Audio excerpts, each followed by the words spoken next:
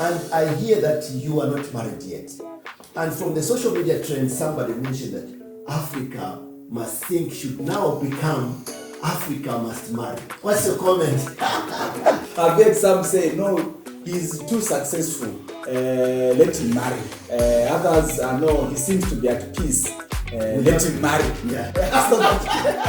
Prof, I think I'll say it. I would have wished to marry anyways. But circumstantially, it has been quite difficult. It is easier for me to start a business from scratch and turn it into a multi-million business than to find a suitable,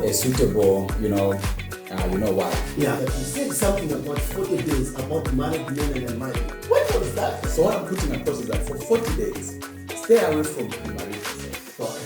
Stay away from extramarital sex. Stay away from alcohol. Stay away from partying, clubbing. Stay away from endless scrolling on social media, searching for drama. Stay away from these things. For 40 days. Focus on your goals, your dreams. For these 40 days, work hard, put in the best, do what you can do. And my thinking is that at the end of 40 days, you would have created behaviors that position you for greatness. Subscribe to our channel to watch our next episode on the Think Talk podcast. Hello and welcome to the Think Talk podcast. My name is Professor Wilbroad. It's a pleasure to come to you today again. And we bring in important topics, but also invite opinion leaders to help us shape the Africa we want, the Zambia we want. And today I've brought in one of the gentlemen who is propagating some good ideas that our young people must not fail to understand. And this is Africa Must Think. As you can guess, my guest for today. My guest is no other than Dumisani Ncube. Did I say it correct? It's too wrong. Ncube. So Dumisani, I'll stick to Dumisani. So welcome. Thank you. Thank you. Glad to be here. Thank you so much. And by the way, you are doing exceptional things. I see your works. I watch what you do. My wish is that you continue doing what you're doing. Thank you so much. And also, thank you so much for creating time. I know you are also very busy. And so to create time to come and talk to us, we are so grateful. My pleasure. Excellent. My pleasure. So, Dumisani, I want you to talk about yourself very quickly. If somebody walked in and has never heard about you, how do you introduce yourself? So Dumisani is one who believes in a great Africa. Okay. He's one who believes in entrepreneurship. He's one who believes that Africans and indeed Zambians can do exceptional things. Yeah. I think to me, that sums it all. Excellent. Yes. Good. And why did you think about this Africa Must Think movement? Why did it come to your mind? There are so many other things. Maybe Africa can grow tomatoes. But this thinking, why did you come to this thinking?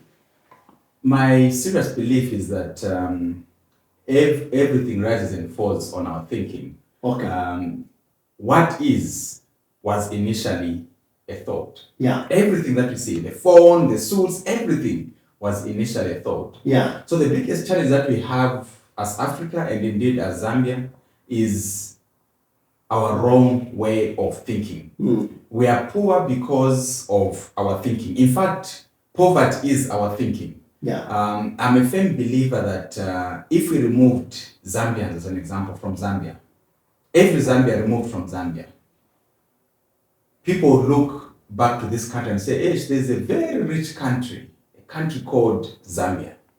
But the moment you bring back people, the moment it is announced Zambians are back in Zambia, Zambia is instantly a third world country. Why? Because the poverty carriers are the people. Okay. And their thinking is at the center of this. So when I say... Did you realize that thinking is such a center and piece of this development and where we are? When did you start thinking about this thinking itself?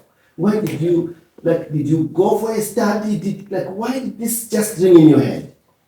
I mean, not necessarily pick the precise point when I noticed that thinking is the biggest challenge. Yeah. But, young at the village, we are playing with wire cars. Yeah. Yes, wire toys. And a conversation breaks out with my other colleagues. So one says, Ine, and that is in Nyanja, and if not check truck driver.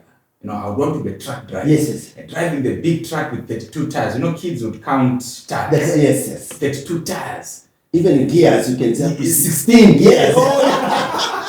Yes, so which is a chain, The other one said, at the village we are limited in terms of exposure. Yes, exposure.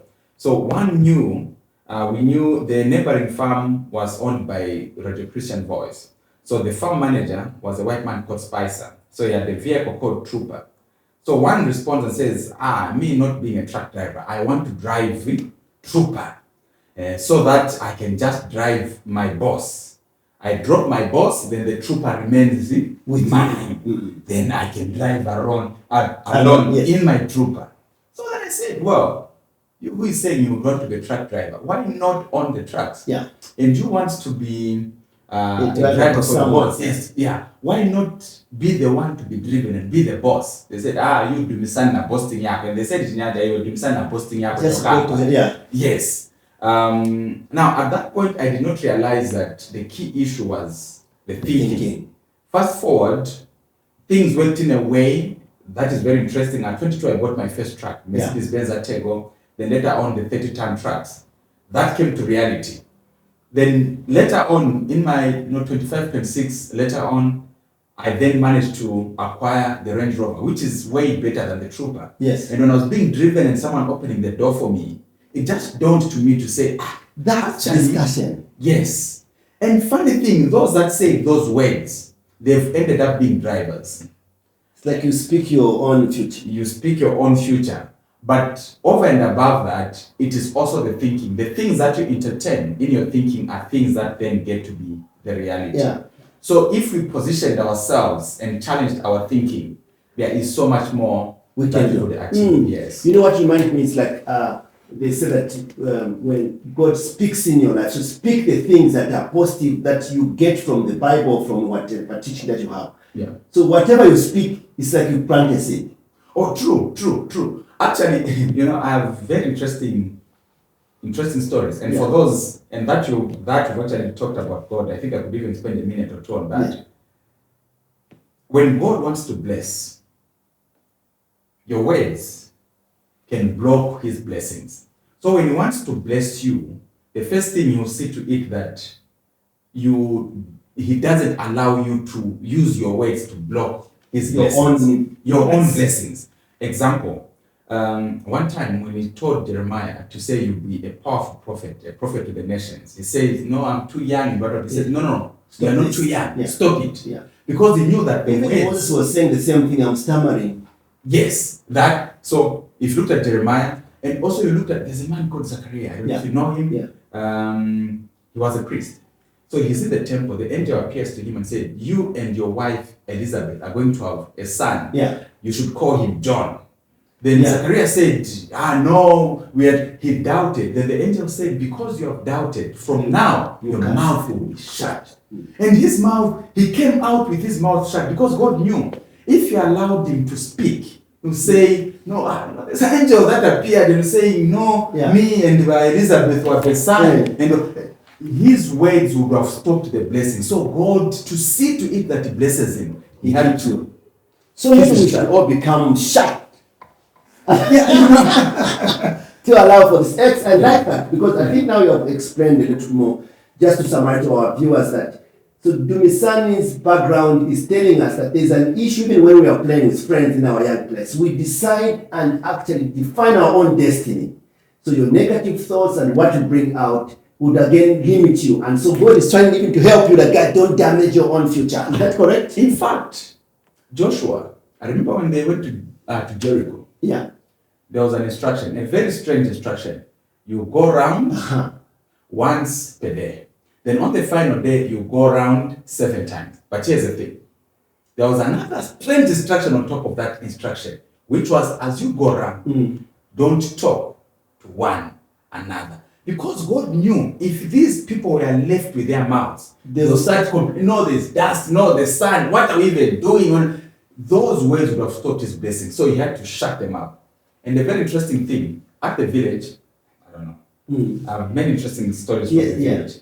The guy stood one time and said, inenifuna chabe inyanja, because we used It's to fine, it's okay. yeah, inenifuna take a pot belly. Not a pot belly, just to show that I'm eating well. For whatever reasons, we believe that the pot belly is a sign that you are well. Yes. But you know what? Many years have passed. We were kids. Many years have passed. I go to the village. The people that wanted pot bellies, God is so merciful. He has given them.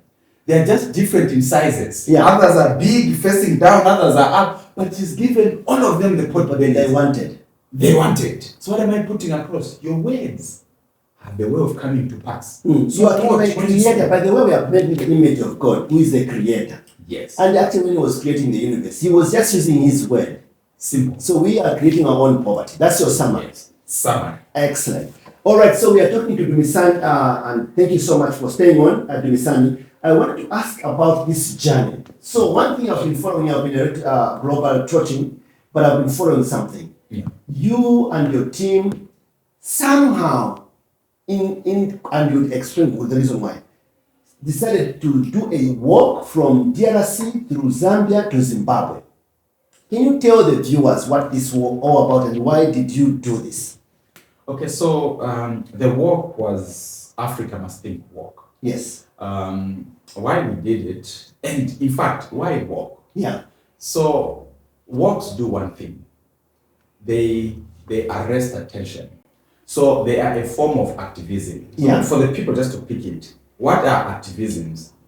These are things that you do to arrest attention. So sometimes people, if they want increased salaries, they would get into a strike. That is an activism Yeah. to arrest attention. Yeah. Some riot.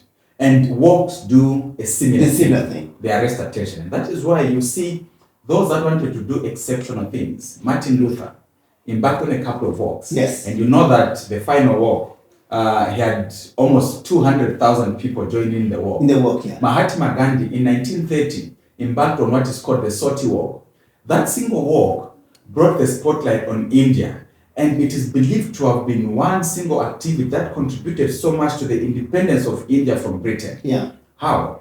Walks arrest attention, and when attention is arrested, ideologies are then communicated. Yes. So we embarked on this walk to arrest attention so that we can communicate the ideology to say, we are the ones that are going to make Africa great. Yeah. How can a continent so rich be so poor?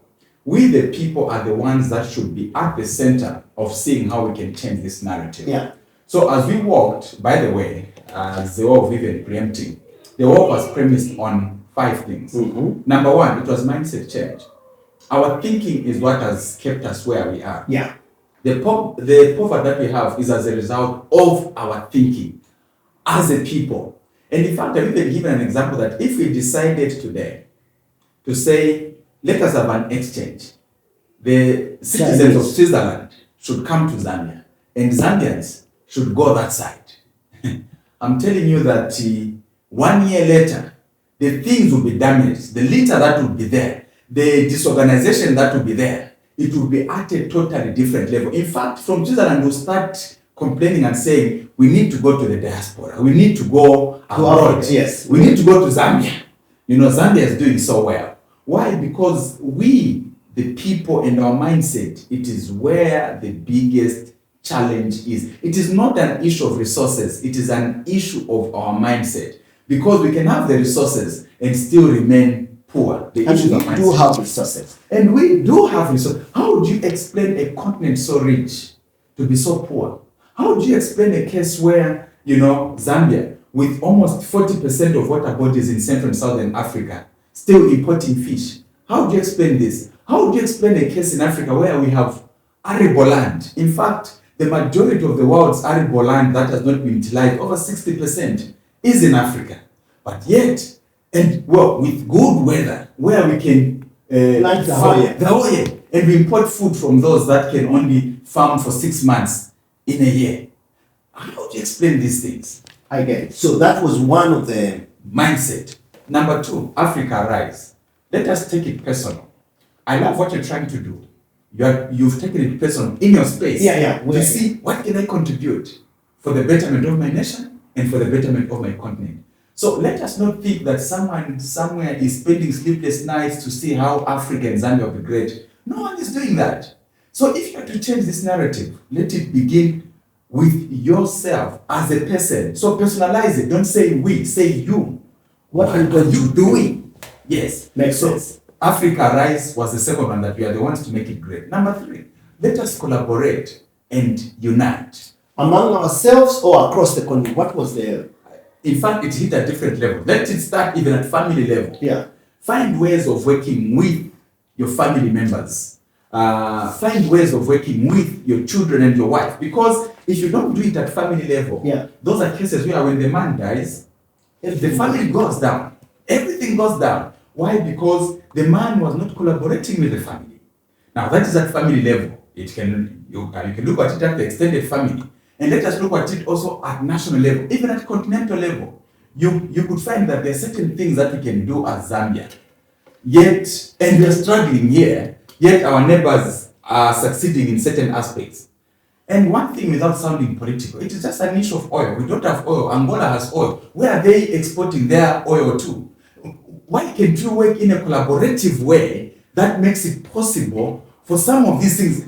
Just from here and here, we see how we can collaborate and do it. We can even go and put our fuel in cars in Angola and just drive here. We just go and put and come. We don't even have to import it. Just go and put it from there. So they are so close in Western Province there, not Western. Oh, interesting. And also just to put it across, maybe I even give a very practical example. I was visiting Nigeria not too long ago. I tried to totally apply online for the visa. They deducted the money and the visa didn't come out. So then we were advised that, okay, fine, you can do the visa on arrival. So, and I was attending a conference outside. So we got to the airport with my colleague from Zimbabwe. The interesting thing is this. When we got at the airport, we were held there for over 4 hours. No visa. Even the application itself, they then told us, okay, fine, we can help push and whatnot. We had to pay in excess of $300 for the visa in a fellow African country. And despite making those payments, the guys that side said, wow, we may not still be able to process, but we'll give you this later and you have to leave your passports at the airport.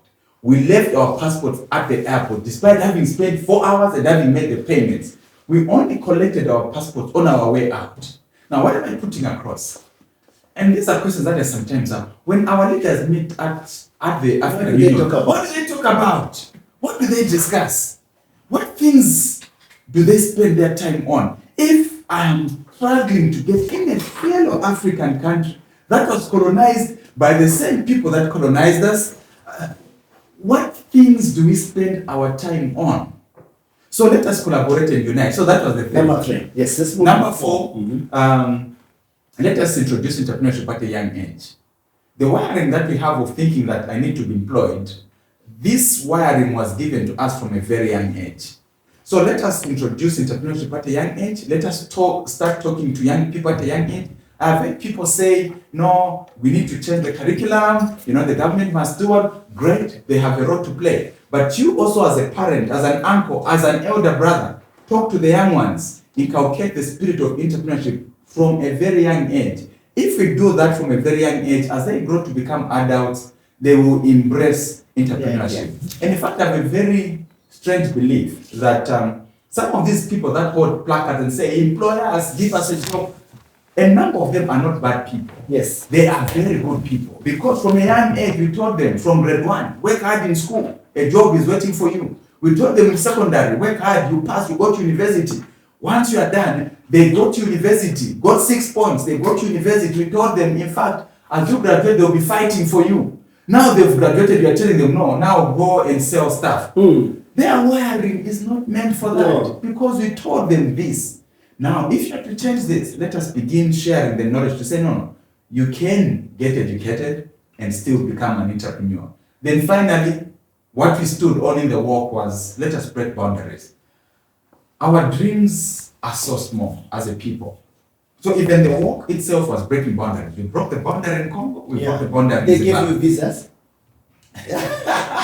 It was a struggle though. Yeah. But let us break boundaries in our thinking. You see, the Zambian dream is to be a mine supply and not to own a mine. Did you notice that? That one, I think it's really annoying, even calling your own people illegal miners, the owners of the copper. Who coined that? I am agreeing with you 100%. And me, I grew up on the copper belt. Yeah. We left the copper mines to come to medical school in Lusaka, where there is no copper. So I'm asking myself, how did we leave the mine? That's a mindset. You see, and just when you say, how did we leave the money behind? Ask an average Zambian to say, who do you celebrate? The people that have money, a lot of money in Zambia, who are those? They'll tell you, no, the Jerabos and whatnot. Now, just a quick one. Who are Jerabos? This is a case where the mine, many years back, does the mining, they extract the minerals, then they throw away the waste, which then go to be the Black Mountain. And the people that we call the Jerabos, they get stuff from this Black Mountain, the West. Yeah. By the way, the West is pure gold. Not the pure one. They get the West, then they take to the Chinese, who have found a way of extracting a bit. Then these guys who are doing this are the ones who become so rich, such that we Zambians are scared of them. The Jerabos, they are so rich. Question.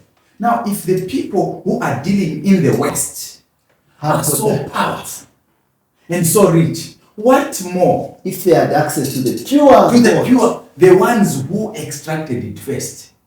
So this is just an indication to say we have some people that have made so much money on top of our heads. I agree. Muchimemba tukutulila amasuku pamukwe. We take a break.